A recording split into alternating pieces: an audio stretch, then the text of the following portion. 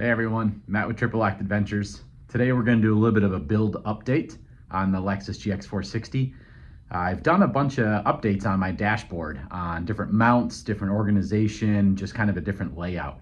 If you guys have been following the channel and the Instagram, if you haven't already, please click subscribe, go over to my Instagram channel, follow me on there. You'll stay in tune with all the things that we've been doing.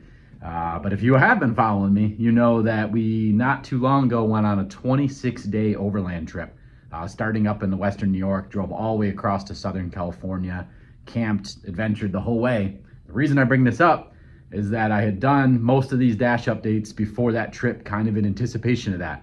So it was a really good torture test, everything from low rock crawling to fast desert to terrible washboard terrain, just absolutely terrible.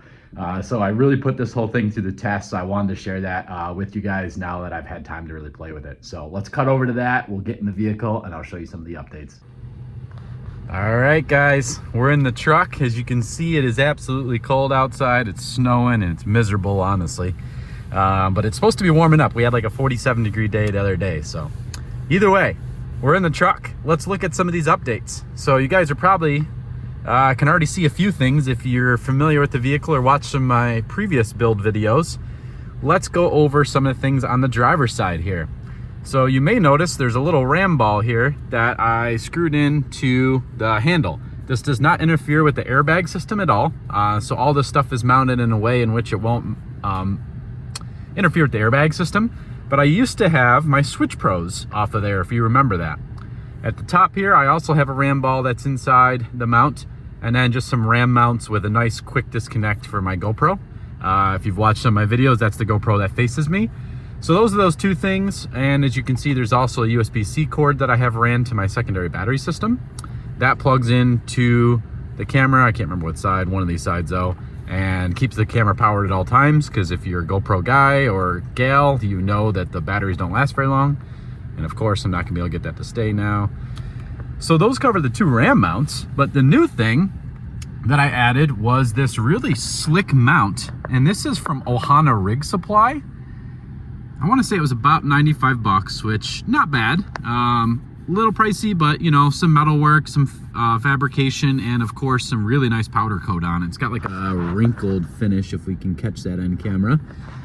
But it goes where your vent would be, and there's actually holes in the back, and maybe I can put some photos here on the video so you guys can see that, but there's some actual holes on the back so that the defroster still works. So it passes through the back, the cord all hides nice, and of course, you know, you can disconnect your sway bar, turn on some bright lights and blind people, all that stuff, but it's integrated really nice. And imagine you're the driver here, you know, you're driving, you can just press the button. It's super easy. Obviously, if you have two hands on the wheel, it's super easy just to touch it. It doesn't rattle, it doesn't move. Really nice little mount.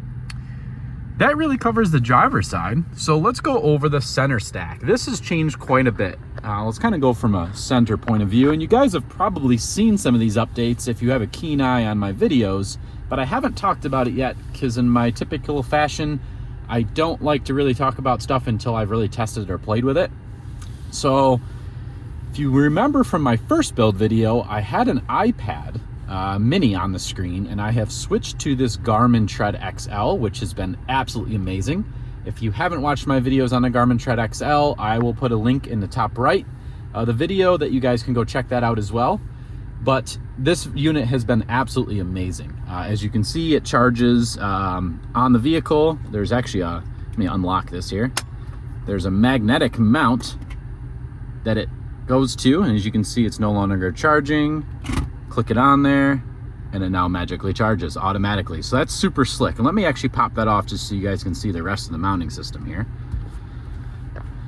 So back here, I switched to a different plate. I used to have a ram mount that was like 3M adhesived up here to the very top of this radio system, and I was running the iPad off there and a few little mounts, and it just honestly wasn't very strong. Kind of rattled. It was never really designed to hold an iPad, to be honest, and it was kind of like nobody on the market. When I bought this vehicle, there were no mounts on the market yet. I bought this, I want to say, in 2018-ish maybe. The market has really grown in options. So what you guys are seeing here is also from Ohana Rig Supply. It is a no drill mount. So you take the radio out, you take out the speaker bezel back here, and there's multiple mounting points. So it screws into all the OEM mounting points, and it's this really nice, I think it's steel, it might be aluminum, I can't remember. I think it's steel though, steel with a nice powder coat finish. It has multiple mounts, if you guys can kind of see on there. Slots that you can slide stuff into, mount your RAM mounts, all that kind of stuff. And as you can see, I have fully utilized that. So both the driver and passenger side, I have these nice RAM mounts on an arm. They're really super sturdy, and these are actually, which I can't show you, is a Apple charger. So these are a mag charger, they hold your phone. I would say after my trip out west on Washboard Road, you will want to take your phone off. So I did have a RAM mount before that was like one of those squeezy type of mounts. That holds it much better. These work on almost any kind of wheeling trip unless you are doing high vibration or maybe a super big impact. I did hit a couple large, whoops and stuff, and the phone didn't fall off. It was really more the washboard. The constant shaking would knock your phone off. But overall, these hold up the phones great. Obviously, I have one for both driver and passenger, and allows us to just pop our phone up there. No wires, no cords. Everything is ran hidden behind the dash, all on my secondary battery system. Super slick. This main mount here that you see with this little squeeze lock, that is for the Garmin. That's the mag mount for the Garmin. This thing is super sturdy. As you can see, I literally can barely get it to move. I'm cranking on that thing. I also have a mag mount here for my forward facing GoPro, and you can kind of see there's a USB-C here that's just hanging. That's for that GoPro that faces out forward. The one thing I noticed on this trip, guys, if you have a GX460 and you decide to do this, I think the combination of the heavy Garmin here and then the GoPro here, it just kind of vibrated some. The GoPro does a good job with image stabilization. The one I have is a little bit older though. I probably should get a new one. This specific mount I have, I'll put a link in the description. These are the A Magazine. Well, I don't even know if I'll put a description because honestly, not super happy with them. They do work very well. Has a little magnet, it locks in, these little arms lock into the GoPro, but there's just some play between the GoPro and this mount, and there are little rubber feet that are on there. It's just not enough. So I actually put a couple layers of this, I think it's called Tessa tape, used for electrical, in there to take up some of that slack, and that helped a lot.